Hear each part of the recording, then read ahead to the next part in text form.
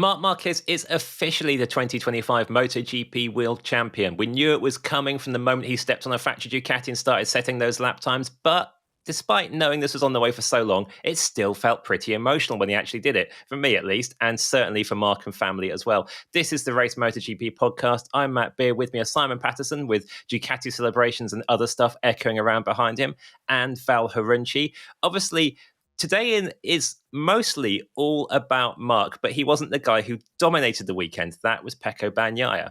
We will get to Pecco Bagnaia and his results a little bit later because despite Val kind of pitching for us to go heavily on Pecco in this episode a little bit, we have to mention the guy who actually won that 7th title in MotoGP, ninth overall. 9th, yes. We'll do a little bit of that. Numbers don't matter, didn't you hear? Well, could we just take an average and say it's 8th? No, I'm not honestly suggesting that. Simon, we'll talk about how Mark celebrated the title, and we'll talk about those numbers as well. Obviously, there was a moment on the sound on the slowing down lap through his helmet was incredible. There was a moment when his face, I thought, during a celebration really kind of captured how much this means to him. And the fact, okay, he's known it was on the way for most of the season, but that 6-year gap and everything that's happened since the last title is obviously weighing on him so heavily during this weekend when MotoGP title number 7 was going to become a reality. And it made me think so much of some of the interviews you did with him during the kind of wilderness years. He sat down for a chat with you before 2022, and he actually appeared on our podcast when he started at Gresini in 2024. And so much of what he used to talk about back then was doubting himself. And I really thought of that so much today when he was celebrating, certainly having no doubts about himself anymore. I mean, he hasn't doubted himself, I would say, for a year, maybe 18 months, since he jumped into Ducati and kind of proved that he could win again. But I've spoken to him quite a bit this weekend, which is unusual. But the way that things have played out, I did a really nice sit-down interview with him on Thursday. So we've talked a lot this weekend. And the one thing that I've noticed that I've picked up on that keeps coming up over and over again has been the word suffering. And essentially he said that he's never had to suffer before. Until the injury, he won all the other titles without suffering. He just, he did. He cruised to them because he was Marc Marquez. And now he's won a title where he had to suffer to win it. He had to come, the guy went to hell and back. And that meant that today hit differently, because this is a title that wasn't earned in a 17-race season on a quite good bike against competition that wasn't quite in the same level as him. This is a championship that took 6 years to win, and 4 surgeries and months and months of rehab and a hell of a lot of pain. And it's not really a wonder, a surprise that he was so emotional today. Yeah, during these last few years, when he reached the absolute pits of almost kind of career over, wasn't it, at times, with the head and eye injuries as well as the It wasn't arm problem. Almost. He said repeatedly that he was close to retirement on multiple occasions. Yeah. And you genuinely, even going to the start of the season, when you guys, Val and Simon, were saying, well, Simon particularly strongly saying, Mark's just going to cruise this, now he's got a Ducati. I think I was the more skeptical one going, are we definitely sure he's real Mark again after all this, after the surgeries, after everything that's been rebuilt in his body and all of that? I didn't feel like I'd seen enough, even on the Gresini season, to feel like he's the real mid-2010s deal Marc Marquez. I think I know the answer to that now, Val. To be fair, I still don't know if he's the real Mark in the sense of like 2019 Mark. 2019 Mark was something bewildering, something insane. You look at statistically that season and it's impossible. You look at statistically this season, it's an earlier coronation, but it's a coronation on a bike that is proven also by other people on it, despite the bad season that Pecco Bagnaia had until now. We knew what this bike is capable of. It wasn't a true shock. If you told us coming into the season that Mark would reel off 15 consecutive wins, we would go, yeah, that sounds about right. And that was the reason why I still, separating it from the health side of it and the 4 surgeries, which is 3 surgeries more than I would be able to handle well, presumably. Honestly, 4 surgeries more than I would be able to handle well. Separating it from that, it's still hard for me to not see it as a little bit of something he's deliberately convinced himself of somehow. that he didn't have it. Maybe he needed to prove something. Already, even in the worst of the Honda times, there was never a doubt in my mind that if you put the guy on a race-winning bike, he will win races on the race-winning bikes. Full championship depends on the opposition, etc., blah, blah, blah. Clearly, this year we've learned no problem whatsoever. But he was never... He came back from the brink, like, health-wise and mentally-wise, but performance-wise, even with the arm misaligned, he was still good. He was never not good. So, I don't know. That part of it's still hard to reconcile for me. There's one thing that makes me not quite agree with you, and that's that he's winning races comfortably at the slowest possible speed right now, because there's no Jorge Lorenzo in this field. There's no Valentino Rossi in this field. There's no Dani Pedrosa in this field. Not with the season that Pecco Bagnaia has had. Not with the bike that Fabio Quartararo is on.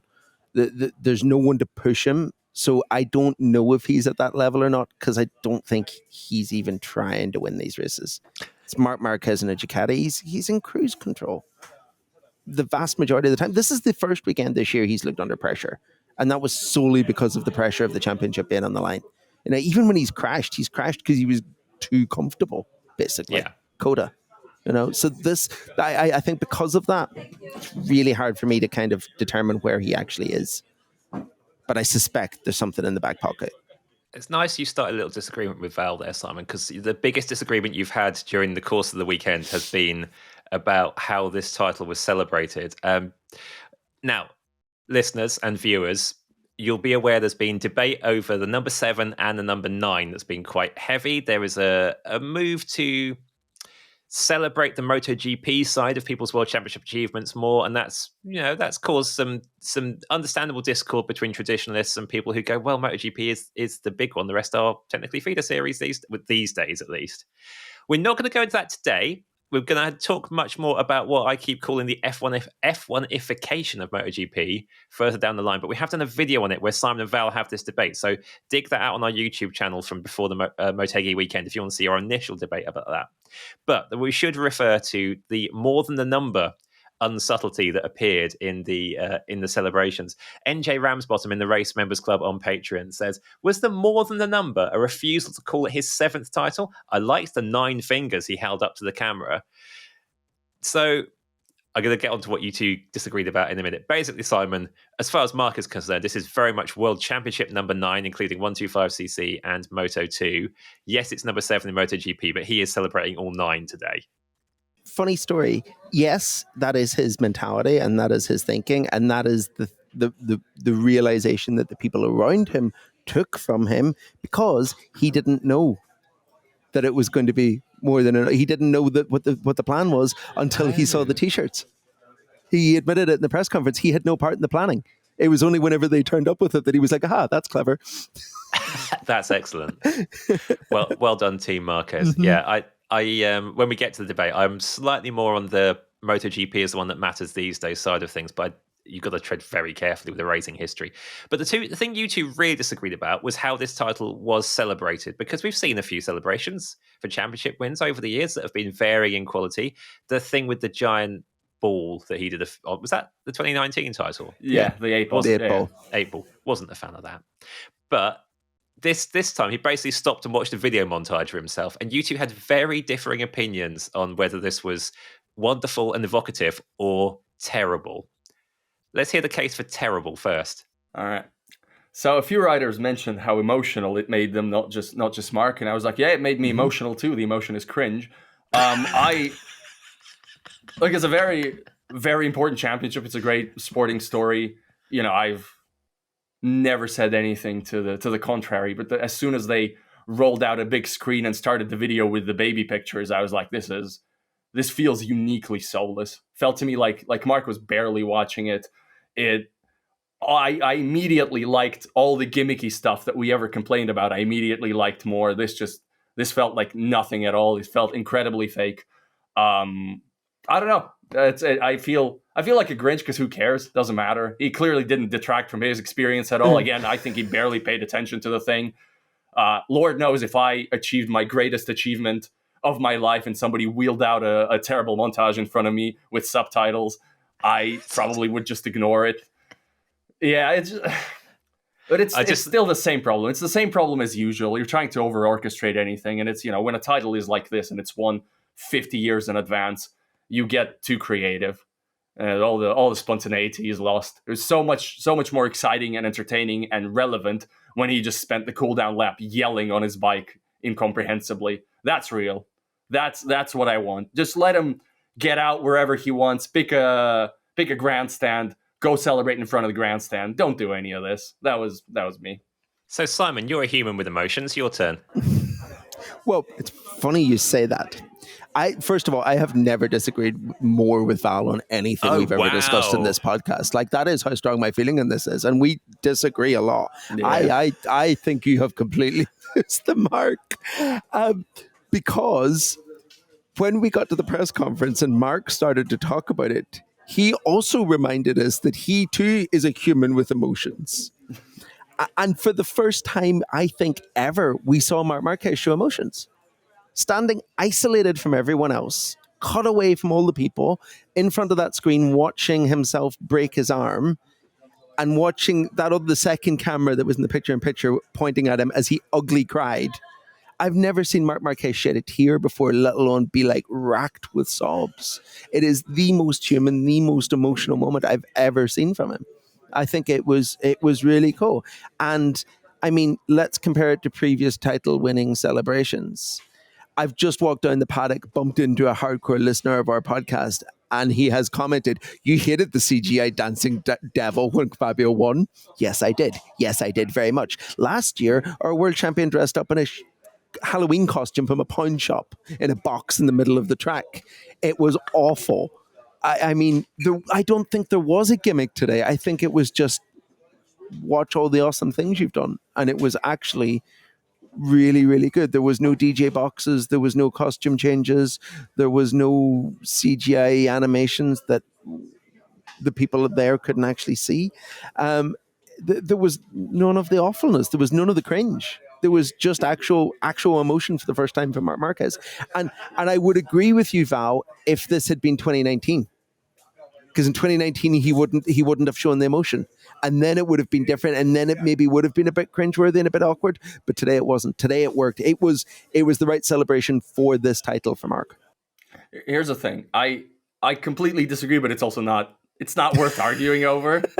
Matt very cunningly set me up to argue over that just because I was slightly unkind on Slack, but I don't really want to be the kind of person who goes like, "Oh, the celebration was wrong, and I would have done it different." Like, who cares? Whatever.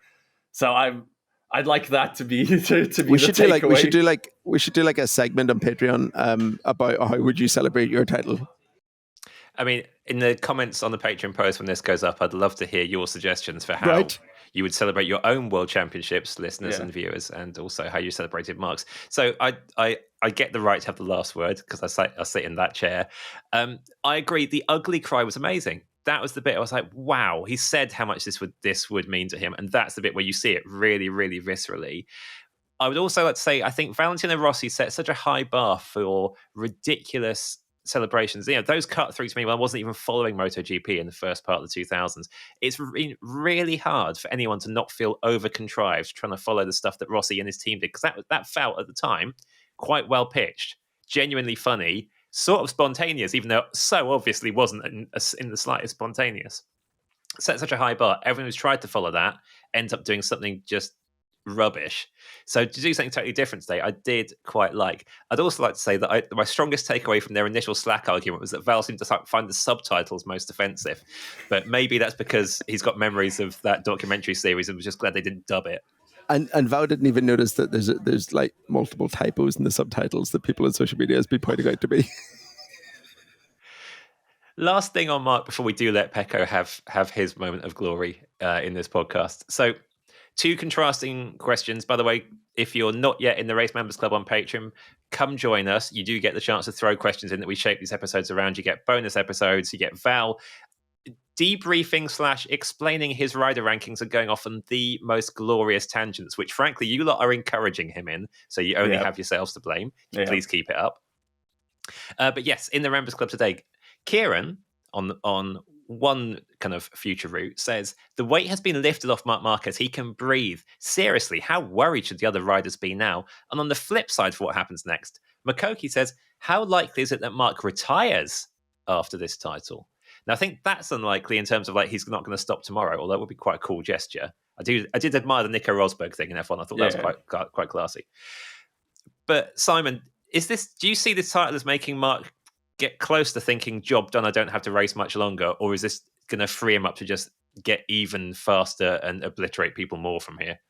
So in terms of the rest of this year, I think that today is going to make the rest of the year more entertaining, because Pecco Bagnaia is fast again. Marc Marquez has no pressure on him, and we're going to Phillip Island. I think we might actually get some real good racing before the year's out. So for the rest of the year, I think it bodes quite well. In the grand scheme of things, we actually talked about this on Thursday when we did the interview, and he said that he didn't want to be Casey Stoner and he didn't want to be Valentino Rossi. That you have to pick the middle ground. He wants the middle ground between them. He kind of said if you asked Valentino, he'd say he stayed too long, and if you asked Casey, he'd say he retired too early, and he doesn't want to do either of those things.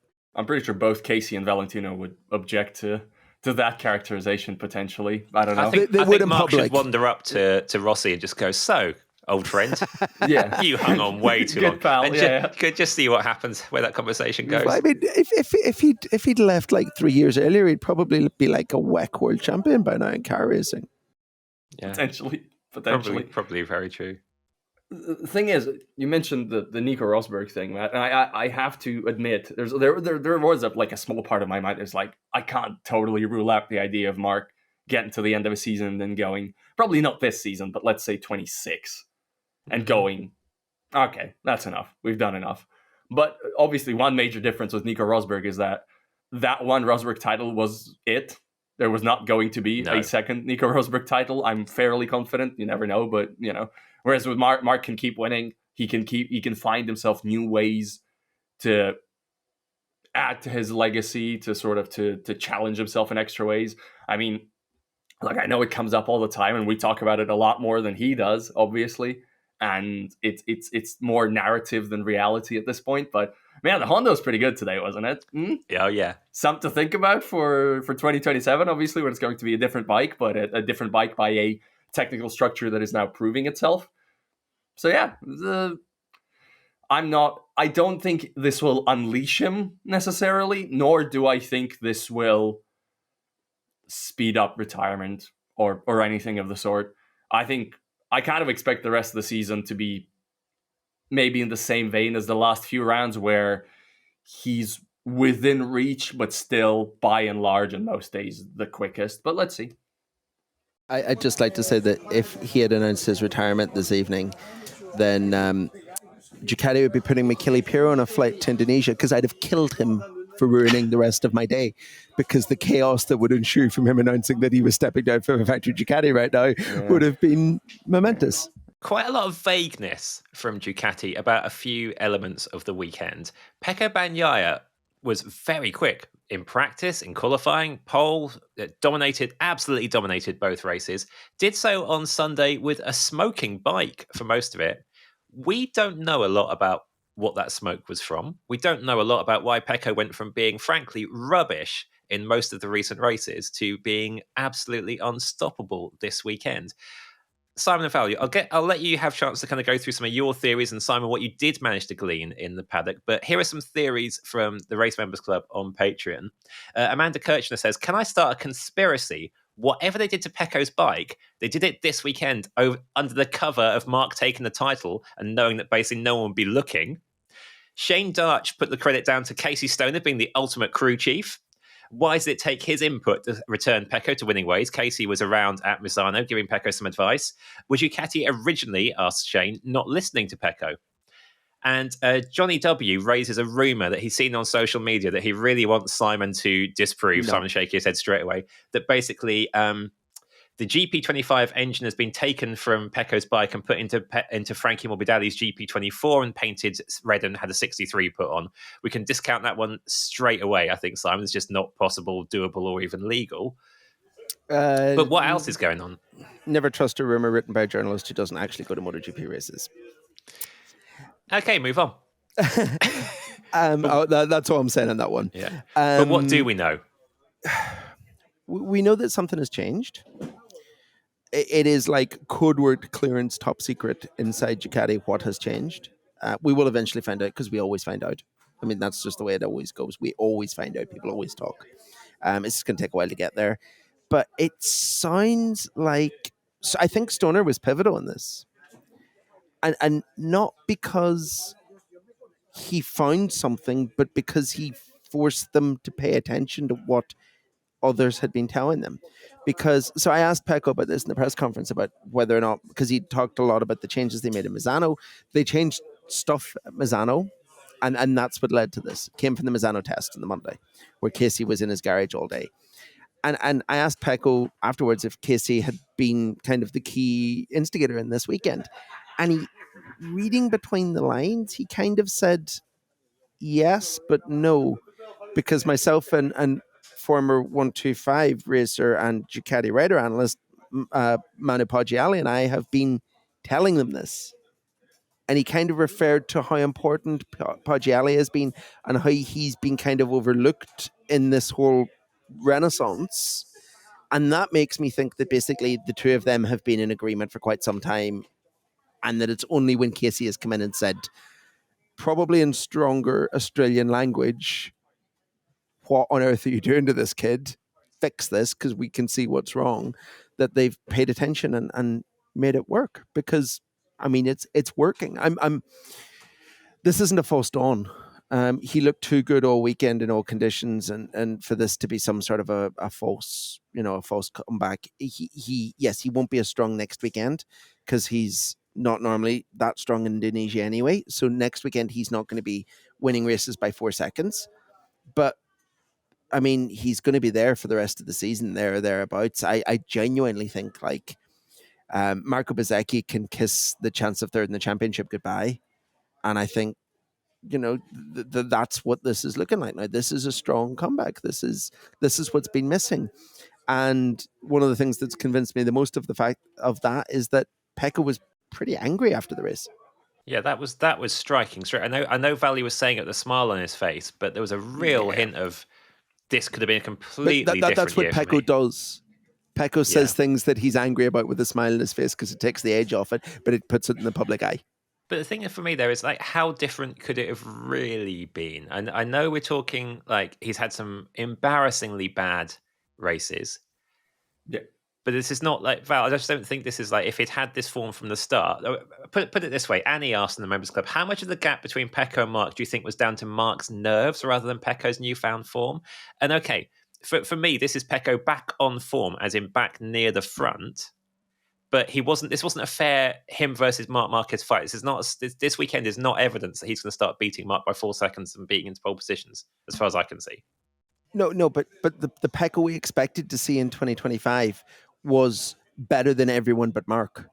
And the Pecco we saw this weekend was better than everyone, including Marc, with Marc on a bit of an off weekend. But if Marc had a normal weekend and was chill, Pecco was still P2. And that's Pecco fixed.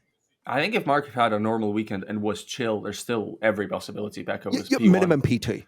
Yeah, P2. Because I get it that he was a little bit off his game. I get it. It was clearly nervous. I get it that not everything worked well, but it was a function of where they qualified, and Marc hasn't been the absolute best qualifier as of late this season. He's had, some of the other manufacturers have been able to get to him in qualifying form. Just before you go on, Val, like he can't win the BMW qualifiers award until like at least Phillip Island. Yeah, that makes sense. Even though he's picked up the title today. Yeah. Makes complete and total sense. And it's sort of the gap that we saw in Q2. It was almost foreshadowed from the earlier in the weekend. Like it felt like, yeah, this is about right for what we're seeing from how easy the lap time is coming for the two of them over one lap. Because genuinely, the Pecco thing was telegraphed. This weekend felt a little different right away. Like you just telegraphed that maybe you can't see it on the final result, but when you see the progression of the session, it just feels like when the lap time needs to come, it's there. It comes easier than it usually does. Again, he could have He could have then declined later in the weekend, like he had done maybe with some of the other Good Fridays he's had earlier in the season. And the one big thing we still needed to see is if Marc was second of the start and he was putting pressure on in the early laps, or if he at one point found himself behind some other bike, because that's often been sort of the catalyst for his race unraveling. He just not having the confidence to find his way past. In terms of the change on the bike, I guess some of the rumblings are that it's, that if it's not the full 24 package or whatever, it's some 24-ish bits. I mean, I looked side by side. It doesn't appear to be hugely visual. Whatever it is, I don't know if it could be. I don't know if the ride height device is in play or something. Yeah. But it's been different aero, and then there's talk that it's maybe ride height device and swing arm, but nothing that's not easy to stick in for a session. So earlier in the season, it feels pretty clear to me now that Pecco bears still at least some of the responsibility for this, because earlier in the season, he'd come out of tests and he'd be like, well, we didn't try reverting to this. We didn't try this, this, and this because I'm not quick enough to be able to tell whether it works. And I'm sitting there like, that doesn't make any sense, to the point where that almost sounds like an excuse for maybe they won't give it to you. Or if they will give it to you, then why aren't you being more insistent on it? Why are you prioritizing anything else but this? And it's that part of it's been strange, but also, Matt, you are right. Whatever they changed, and clearly it's the level of change where you would suspect a single silver bullet, basically. But whatever they changed, the bike was not as bad as he was over the last few rounds. Like, clearly something helped, but also, like, we're at a point where either he downed tools, but not deliberately, I think. I think he didn't down tools, but he was just, he was mentally broken. And now that he got just that little bit of help that he needs, he turned from the 20th best rider on the grid to the best rider on the grid this weekend.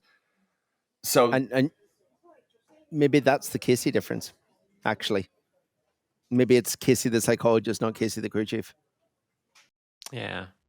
I want to be clear on this as well, though. Like, I do feel that Bagnaia has disappeared into his own head for a big chunk of this season. I don't think that's a weakness. I don't think that's like something he should be castigated for. I think that is a reality of being a human who rides motorbikes in racing championships for a living. It's a really physical, really mental, really, really human sport. You've had Marc Marquez turn up next door, and you've had this disparity with bike spec between what you expected it to be, what you thought was going to work, and what you've got instead. That takes some dealing with. You've got to figure that out. Marc has had his moments of not being completely mentally clear as well. During the Honda stint, there were times when he virtually downed tools, and there were times when he expressed his mental struggle by launching himself into the sky at every possible opportunity. He did both in one weekend at the Saxon ring. Yes, yeah. So when I say I think Pecco has, bears responsibility for not being in the right headspace to go fast. That doesn't mean I'm saying he's mentally weak. I just think that is a reality of being a top level sports person. I'm going to disagree with you, and it's not nice. Club, it's not Savage, nice because this is a weekend where, honestly, like, the only thing I should say is, well done. I honestly wasn't sure you had that anymore in you, and you clearly do. And this has changed everything at the least in terms of, like, does Ducati offer you a new contract now? The likelihood of that has shot up into the stratosphere compared to what it looked like even like a week ago. And at least we can now talk about a 2026 Pecco Bagnaia title challenge without laughing. You can't laugh about it after a weekend like that, because he was awesome. He was the best rider in the field. He was incredible. But you say it's not a weakness, and I mean, Lord knows I'm not going to chastise anybody for not having mental robustness or whatever in terms of, for letting things get you down. That's part of life. But as a competitive proposition, if that hits you so hard you're running 20th, that is a weakness. That is something you need to sort. Marc Marquez will not be hit hard enough by anything to run 20th. Will never happen. It's never happened. It's impossible to imagine him having any of the weekends that Pecco Bagnaia. You could give him a shopping trolley and he would not run there. It's unthinkable. Or a Honda. He never ran 20th on the Honda. No, I know. Like, maybe very occasionally he would like run 14th. That would then still turn into 6th on the opening lap. Yeah. But you give him a bike of that level and he will never have that low a low. So for Bagnaia, Obviously, it is important to force his opinion within Ducati, to force them into giving him definitely the bike spec that he wants for 2026 in particular. But it is also important, and I'm a little worried he might not do this. It is important to look at those past few rounds and go, okay, what happened here? Because the next season is also going to be 50,000 rounds. I cannot do this for any stretch of time because like the points loss was incredible. Yeah. Those rounds are the difference between him finishing second in the championship and not. And most likely he will not finish second in the championship because of those rounds. Not that second in the championship anybody cares about, whatever. I'll forget about it immediately after the checkered flag in Valencia. But next year, it's not about second, is it? Although potentially maybe it still is. I'm curious to see what this does to Pecco. In the context of Marc Marquez talking an awful lot today about having to suffer to win things, Pecco's arguably also never really had to suffer. Oh, this rookie season was no good. But it was a rookie season. These are rookies. Not everyone has a Marc Marquez rookie season. Most people don't have a Marc Marquez rookie season. When you're the sole rookie in the field, I agree. But that was the Fabio Quartararo rookie season. So Pecco Bagnaia comes in as a Moto2 champion and looks like he might probably not drop off the grid, but like he might fall way down the order of Ducati's sort of interest because he wasn't particularly good apart from a couple of rounds. Fabio Quartararo was good every single time. He was basically great everywhere. Weekend after weekend. I think that was a tough time. I think that was. There's less pressure on you as a rookie. I think losing the title on a factory bike to a satellite bike, and then having Marc Marquez rock up as your teammate. Yeah, I. Plus, he was a lot younger back then, and you learn tough lessons. You learn tough lessons better when you're older. You're right. It hit him harder. He mentioned this weekend that like it hit him harder. Just even if he was like worse in 2019 or whatever, he was like, I thought I was past ever being at this level again because I won 2 titles and I was in championship contention every single time. So yeah, you're right. I do think as well, though. I think in 2019, Quartararo's season didn't exactly do Bagnaia a favor, but my impression of the rookies that season was totally dominated by Quartararo's amazing because it was both so good and so out of the blue, given how things had gone for him between being an amazing teenager and getting to MotoGP on in a deal no one expected. That kind of took all the attention. You kind of didn't notice particularly that the Moto2 champion wasn't that impressive. I mean, I noticed. I really noticed. But I imagine and I'm sure a lot of listeners noticed, and I sort of semi-noticed while editing content about it, but it wasn't as strong. The rookie attention was on the guy doing well, not the one not doing very well that season, I would say. Well, Ducati wrapped up a title and dominated the races. Second best manufacturer at Motegi was appropriately Honda. Joan Mir actually on a Grand Prix podium on a Honda. Something I think I genuinely thought might not ever happen because that relationship was so catastrophically, crashily unsuccessful, and I've become a massive Mir skeptic. But it happened. Front row of the grid. Mir qualified. Mir actually qualified competitively. Madness. Ryan O'Byrne in the Race Members Club says, was this just testing data for Honda or is it actual progress for Honda and Mir? Val? No, the bike's legit. The bike's good. Testing data alone does not do that. The bike, like the way people talk about it now, is it's kind of good at everything now a little bit. I think the pure engine power is still not quite there, but they've improved that. They've seemingly, they found the grip. They've always had the stopping performance. Motegi's, traditionally, not just because it's Motegi and they own it. They own it, right? It's their track. Yeah. They own it. Not just because they own it. It's also because, the bike has historically been the kind of bike that works there. And that's, again, the case here. I want to be a little negative again, which is great. Oh, it's fantastic. Val, you are having the most Eeyore day. It's amazing. I'm loving it. Maybe I'm just in a bad mood. I don't know. Sorry to spread that lack of cheer in the world. Simon, if you've got any stories about riders rescuing and adopting orphan puppies this weekend, throw them in so that Val can say what a waste of resources that is. I would not say that. I would never say that. But anyway, sorry, Mir. So first of all, phenomenal weekend. I'm particularly impressed by the fact that second place on the grid was he did that lap by himself. There was no real reference. That was a solo lap for second on the grid. That's phenomenal. That's so much higher than the usual Joan Mir qualifying baseline ever and on any yeah. bike. It set up the weekend. It was fantastic from there. It was a small blip on Sunday going into turn one where it kind of looked like he might, not to clean out Pedro Acosta, he might just go wide and the race might be done there, but he recovered very, very nicely, had fantastic pace. Honestly, I said that Pecco Bagnaia was clearly the best rider this weekend. I don't know. Honestly, there probably is a consideration or a possibility Joan Mir was the best rider this weekend. Then in the post-race press conference, somebody asks him, like, are you not respected enough?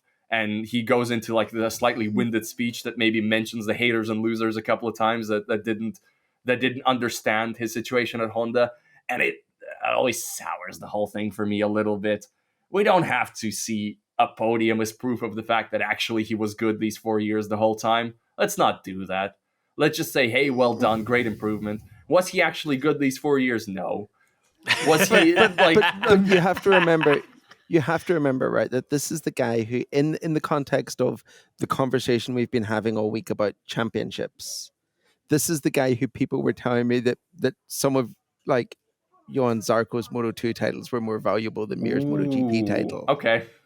That's the context. It's not just the last 4 years. It's the fact that people regularly, completely dismiss the fact that he is a MotoGP world champion too. Well, you see, that's the danger of this whole Grand Prix World Championships equivalence thing, is that people are going to oh, Jaume Massia's Moto3 title is totally the same thing as Joan Mir's MotoGP title. No, it is not. People are saying something similar. That is not accurate. That is not an accurate representation of the world. But, oh my God, that really that made me lose before Val comes back from like losing his mind over that, I just like to chuck in that Mir's third place in 2021 was substantially more impressive than his 2020. I agree. I would say. I agree. So we should just make. I think maybe Val's rider ranking should be what things are actually measured on, because they're a better measure of pure performance. Anyway, Val, continue with your thought. So, but yeah, that's just my thought that he's underperformed. He's always, the race pace has always been there, but he's sometimes taken too many risks to try to get to where he wants to be. He's not been qualifying well. The Honda has not been good. It has been a tough time in Honda's history. And as he rightly says, it's taken longer than anybody expected to get to anywhere near respectability again.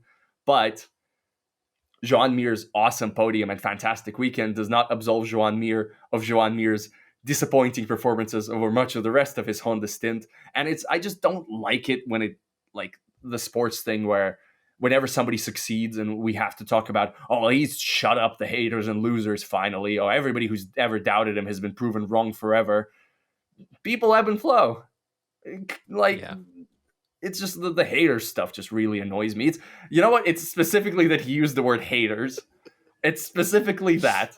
I think Val's just feeling seen tonight. I'm not a hater. I've always said that 2021 thing. Apart from, like Marc's podium celebrations and I hated that. things on this podcast. Oh my. I will say, going back to the broader question about the bike, I asked Luca Marini if this was indicative of who believes that if he hadn't had a clutch problem, he would have been fighting with Mir, actually. Fully believes he had podium pace as well. But I asked him about, does this kind of show that the bike is back, or is this, and it was like I had insulted his mother's cooking. Like, he is convinced that this bike is now good, and that they've been building to this point for a long time, and that there's good things to come at the rest of the season. Important thing to add is that this is the first weekend that Johan Zarco was on the new chassis with the new swing arm also. Yeah. And it's taking him a little bit of time to get to the worst guys level. So clearly it's not just that they've been blessed with this new spec of Honda that's just much better, and the LCR guy is being, left out. I mean, he's catching up. Obviously, he's a little bit of a deficit, but it's also, they've done good. They've, whatever the bike, however it has transformed, it's clearly allowed them to more consistently put the pace down, whereas Zarco has obviously just dominated them on the peaks through this year and a half. And now that the bike is better, I think a lot of his advantage has probably gone, but we'll have to see in the next few rounds. It'll be interesting. Yep. Brief shout out to the absolute king of the late breakers, Samkit Chantra.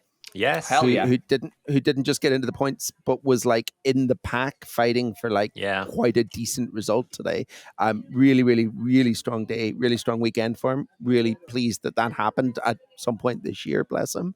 And just to say that the most disappointed kind of rueful person today post race was a rather what's the word I'm looking for? Rather thoughtful Alex Rins, who got blitzed by Taka Nakagami on a wildcard test Honda, and kind of thought, "Damn, that bike might be better than ours now."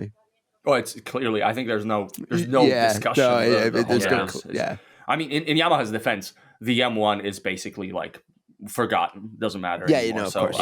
I can forgive him that. I can't forgive him the whole last few seasons. I can't, but this specific moment in time, I understand. On the Chantra thing, I think it's really fun to mention because remember, Simon, you sent me the sector time readouts from Q1, and he had the best time in sector 2. And we were like, what the hell? But he also was second last or third last in every other sector. And then in sector 2, he was fastest by like a margin. What's in sector 2? Yes. Only in sector 2 because it's too super heavy braking. Yeah. Got it. And actually said when I asked him about it afterwards that he screwed up turn 10 on that lap where he did that sector. Yeah. And he actually he was talking like Q2 might have been a thing. That's not as adorable as it sounds because he was a fringe top 10 contender on Friday before he crashed. It wasn't going to happen, but he was sort of in the conversation. Yeah. Which, I mean, my noise isn't, bless him, not a chance. It's like, I'd love to see that. Yeah. So, But I've caught myself thinking like, so the ship has sailed, it has circumnavigated the globe, and it has sank. But this was the first weekend where you're like, oh, you could maybe do another season of this, I guess. Mm-hmm. The first weekend where you're like, oh, maybe. You need to show it more than once at a track where you have been good before. It's gone. It's gone. It's the first time where you make like Taka rookie season comparisons. And Taka went on to be an all right MotoGP rider. Perfectly decent MotoGP rider. Yeah, but not one who actually got a podium at any point, and who still but blew his biggest chance. Yeah. So, Aragon. Sorry, I've turned into Val. Oh, I never do this. I never do this blew this biggest chance thing. I do not like it. I know he 100% did though. No, but I don't like using that as a definitive thing on riders, etc. Just if you get the opportunity 2 times in 150 starts or whatever. Riders should not be defined by that. Brad Binder should not be defined by the fact that he hasn't won a race on the KTM, that hasn't been capable of winning a race. He should be defined on the fact that he's being dominated by Pedro Acosta. Anyway. Yeah. Also, better to do what Taka did and crash out of the first corner on the first lap of your big chance than do what Colin Edwards did and crash out in the last corner of the last lap. Is it? I think so. I agree. I think so. I'm just delighted that of all the things Val has shit on in this podcast, Chantra being competitive wasn't one of them. Let's move on. Val and I just agreed on something as well. Yeah, it's good. Jorge Martin is out again with another injury, his 4th of the year. Oh my goodness. So, gosh. That incident at the start of the sprint. So when you look at it in isolation, Martin losing it under braking and the bike flailing all over the place, there's a split second where if you saw a bike doing that by itself with miles of runoff around it, you go, oh, that's quite funny to watch how much that bike's oscillating all over the place. They're not going to catch that.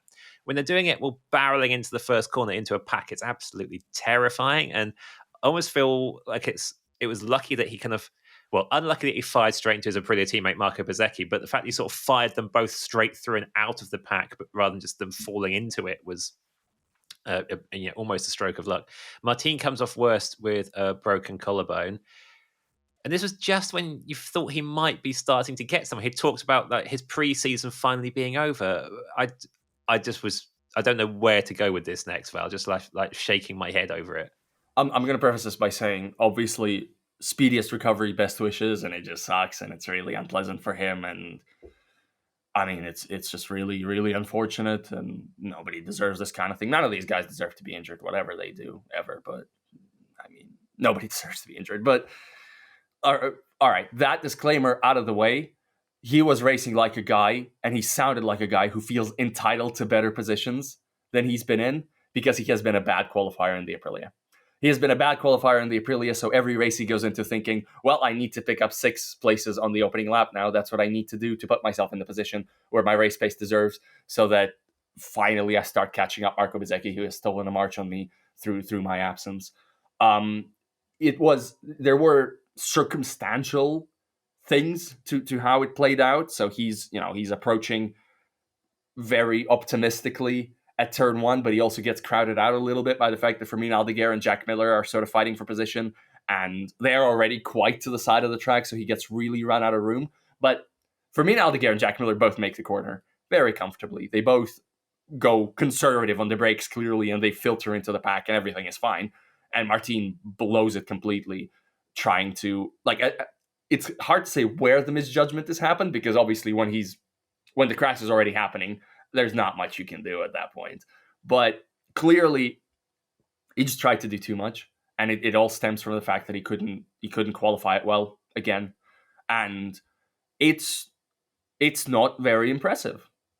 It is just it's not very impressive. I do not take a very kind view to riders who think they are entitled to better positions and do stuff like that on opening laps. And I mean, yeah, that's all there is to say. And it's a setback he didn't need. Nobody needed that. There was no pot of gold at the end of this sprint and this main race, and he did that to himself. And he did also left teammate Marco Bezzecchi hobbled, ruined a bunch of other people's races in that moment. Just very, very unimpressive. And when he's back, the stewards will come down hard on him, and that will be correct. Yeah. If rookie Fermin Aldeguer had done that, you would be still calling for the same penalty and still quite, but at least you'd be able to forgive it a little bit. When the reigning world champion does it, you just think you should know better. And I mean, this has been the trend of Jorge's season. It's been quite self-destructive. Yeah. At every point, on and off the bike. We did an interview on Thursday. I did a one-on-one interview with him, and I think for the first time I've heard him admit it, he kind of admitted that the crash in Qatar, the one that did all the damage, was self-inflicted because he fell off because he ran out of energy, because he shouldn't have been back so quickly. The training crash where he broke his wrist is because he was riding a supermoto in a cold track, and it was kind of self-inflicted. And apart from the very first crash in Sepang, that has been the trend of the year, where and then that's not even getting into the whole contract mess. It's just felt like a series of own goals this year for him. We didn't. So Marco Bezzecchi didn't do any media on Saturday because he was in the medical center. But we spoke to him on Sunday about it afterwards, and he was like disappointed dad, almost, with I'm really sorry he got hurt, but he should have known better. He shouldn't have done that because it was dumb. And he's completely right. Frank Quinn in the Members Club says, Simon, do you think Martin will be back at all this season in a fit state now? He's had 1.5 weekends at full fitness?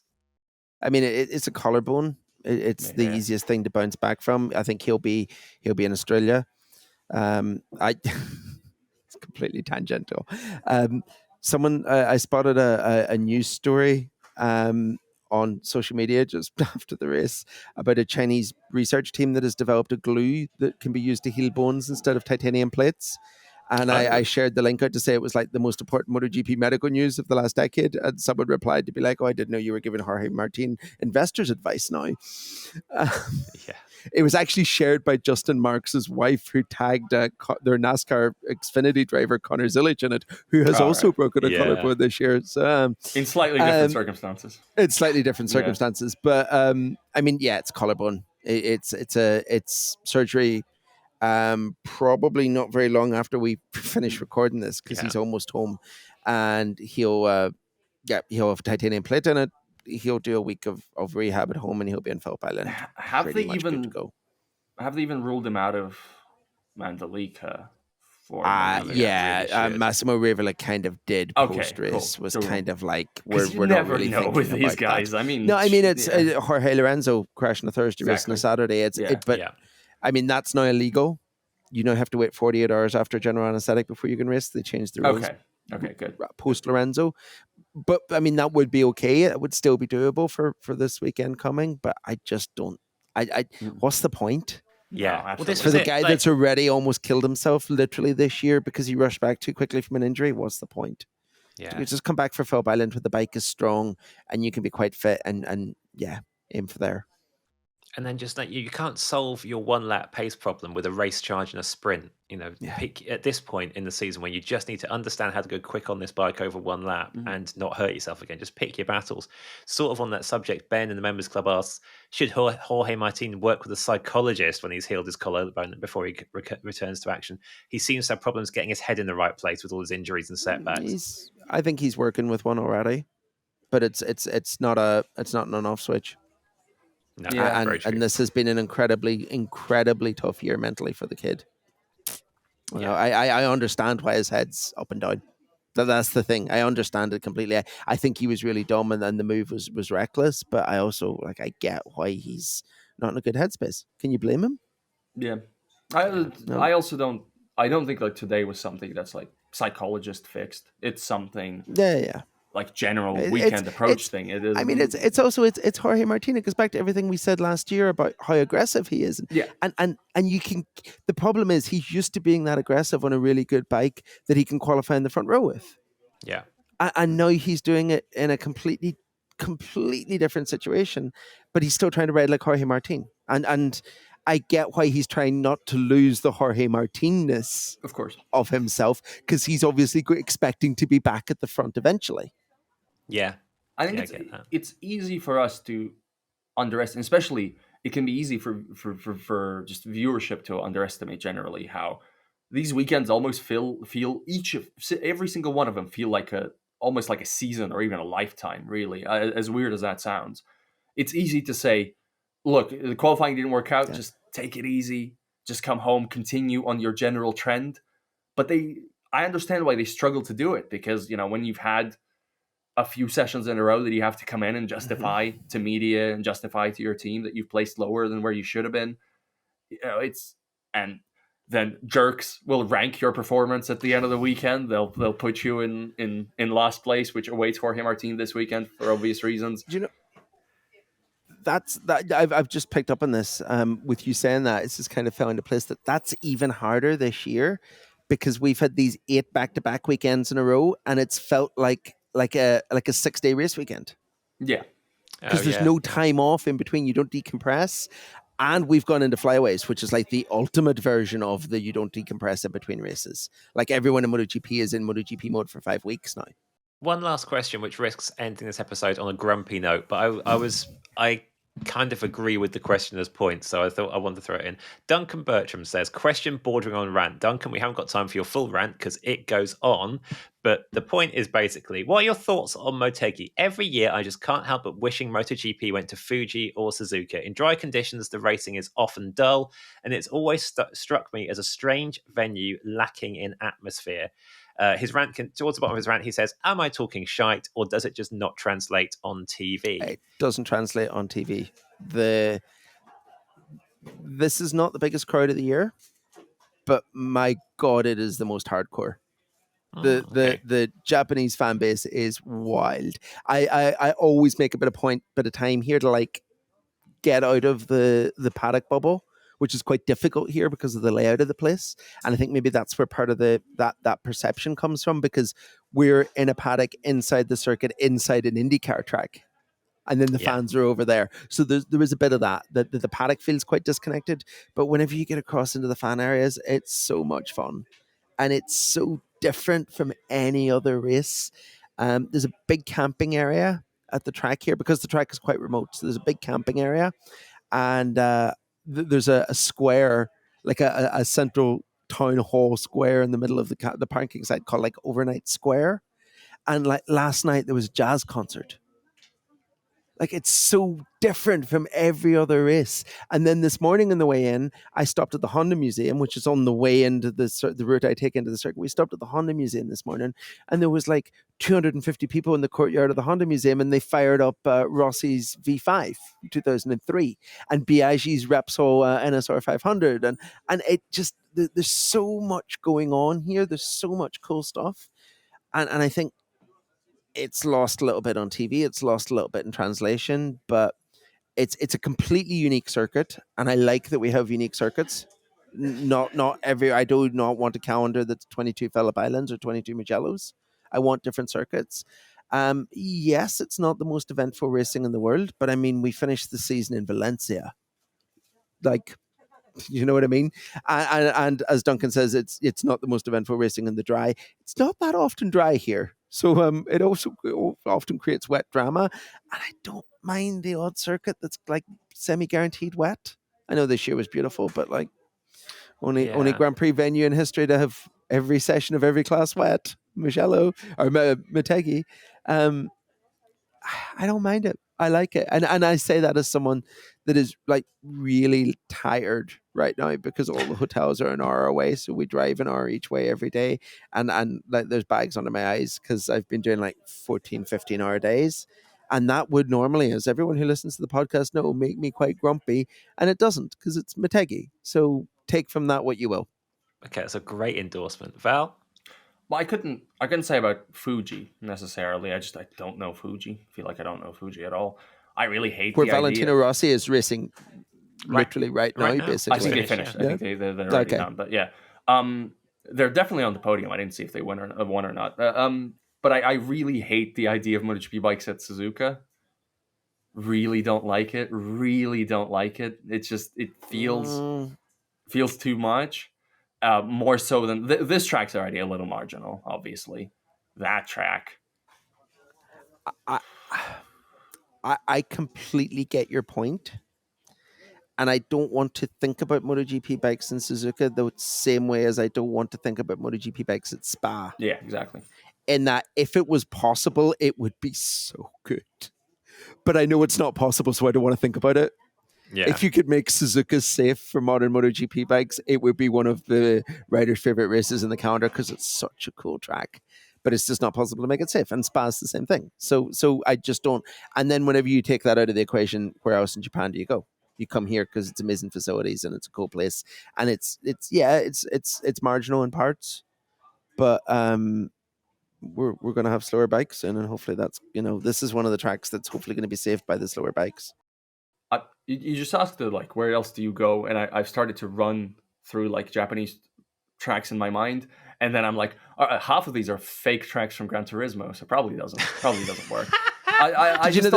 So literally outside the media center is the Gran Turismo Cafe in the paddock here. Cool, and it's full of Gran Turismo simulators and sponsored by them. And I also think Suzuka just keep it for 8 hours.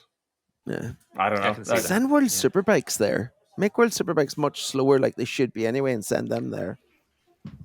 I think we don't. And I say that because I think slow bikes are not a bad thing. There's so many tracks in the world. I don't want F1 and MotoGP to sort of concentrate on like the same 20. I don't know if that makes sense. Superbikes used to race at Sugo here, but I know very little about it. Same. And it was so long ago that I don't know what the track is like for the And there's another one that's quite good somewhere outside. I mean, a good way to check is just like opening Japanese the superbikes. Yeah, opening the Japanese Superbikes. Oh, season, Japan. Or yeah. Super Formula season, like Autopolis or whatever. Who remembers where that even is? Yeah. Let's stick at Motegi then. Simon, you should either go to the Gran Turismo Cafe or start trekking the hour to your hotel. Val, you've given away your first and 23rd or 22nd, I forget how many riders turned up this weekend in your rankings, so I'll let you get on with positions 2 to 20-something. Listeners, thank you for the questions. Thank you for firing them in so quickly after the race, a very early time in Europe as well. We'll see you next weekend for another one of these early ones in Mandalika, and the definitive answer on whether Pecco Bagnaia definitely really, really, really is back.